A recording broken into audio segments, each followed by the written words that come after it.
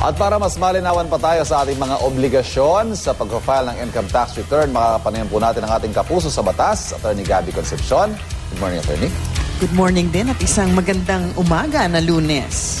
Meron bang, unang tanong, Attorney, meron bang hindi kailangan magbayad ng income tax o kaya mag-file ng ITR? Karamihan sa atin, mahalaga tong araw na to Pero meron bang hindi na kailangan mag-file? Yung pwedeng pipito-pito lang ngayong araw na to. Of course, meron.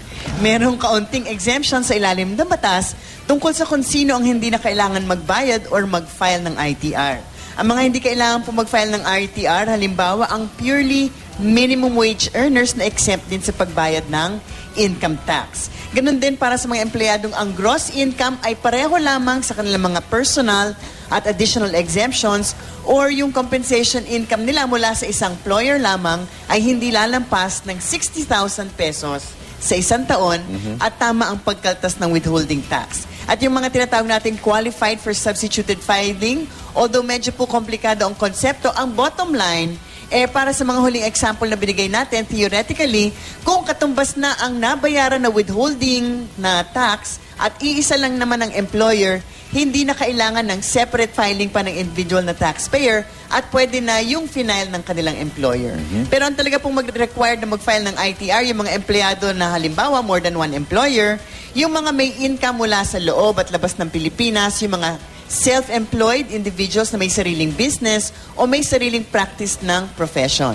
At kasama na po nito yung mga tumatanggap ng income na hindi galing sa isang employer o profession. Halimbawa, kung may income kayo sa pagpaparenta ng bahay or ng apartment, basta meron na hindi subject to final tax. So, kunwari nanalo ka sa loto, pero yung tax exempt yun. Tax exempt. Attorney, paano naman daw kung sumobra yung bayad? Pwede bang, may refund ba yan? Well, of course, as a general rule, hindi dapat magtago ng bayad na hindi karapat-dapat at ang prinsipyo na ito na tinatawag na solutio indebiti, applicable po yan pati sa pamahalaan. So if for some reason, whether nagkamali kayo ng computation or yung iba kasi, halimbawa, sobra yung nabayad in 1 year tapos nag-retire, di meron pang naiiwan sa gobyerno, at hindi na pwedeng i-carry over mula sa nakaraang taon, maaaring mag-claim ng tax refund o sa iba naman ay yung tax credit. Kasi pag sinabi mong tax refund, ibabalik sa'yo yung pera mo. Pero yung tax credit, wala nang balikan ng pera pero i-apply mo na lang sa tax na kailangan bayaran sa mga susunod na taon kasi malamang may babayaran naman kayo for the next succeeding year. Pero may limitasyon po sa pag-claim ng refund. Halimbawa, dapat may claim in writing within 2 years. Otherwise, mapupunta na rin sa gobyerno yon.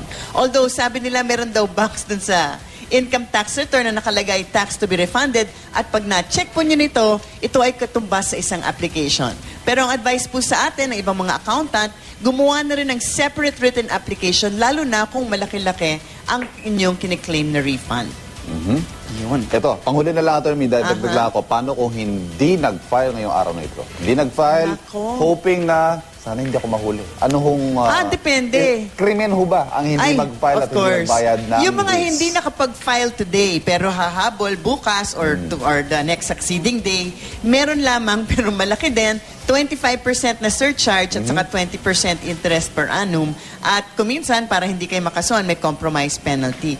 Pero kung hindi kayo at all mag-file ng ITR, baka kasi nga yung sinasabi ni Ivan na baka makalusot kasi ang dami-dami namang hindi nagpa-file.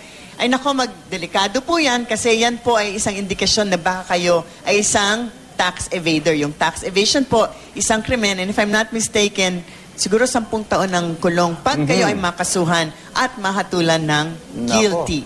Good luck. Sana po'y natakot kayo. Hindi. Sana po'y marami kayo napulot na impormasyong legal sa ating diskusyon ngayong umaga. Maraming salamat. Maraming ding salamat, Ginoong Ivan.